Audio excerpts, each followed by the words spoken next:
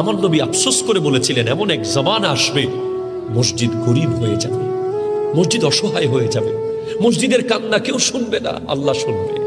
মসজিদে কিসের অভাব হবে? টাইলসের অভাব না, ফ্যান লাইটের অভাব না, কিসের অভাব? মুসল্লির অভাব।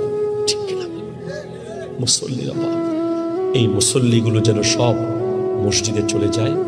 আমি আপনাদেরকে বলবো, সিজদাকে লম্বা করবেন, সিজদাকে সালাম ফিরাইয়া দৌড় দেবেন না, সিজদাকে লম্বা করুন, চোখের পানি ফেলুন, কান্না করুন, কবরের সামান জোগাড় করুন।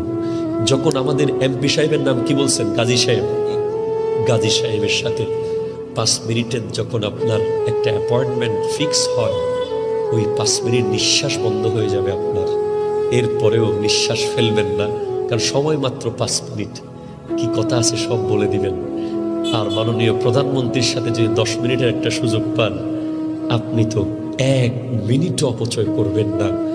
অথচ কত প্রটোকল মেনটেন করে যেতে হয়েছে, কত এসএসএফ, র্যাব, পুলিশ, কত কিছু পার করে গেছেন। আর যিনি পৃথিবীর কোটি কোটি প্রধানমন্ত্রীকে বানিয়েছেন, উনি আপনার রব। যিনি আমেরিকার প্রেসিডেন্টকে বানিয়েছেন, উনি আপনার রব। যিনি ইউরোপের, যিনি ওই রাশিয়ার প্রেসিডেন্টকে বানিয়েছেন, উনি আপনার রব। ওনার কাছে যেতে কোনো প্রটোকল আপনার লাগে না, ওনার দরজা আপনার জন্য খোলা।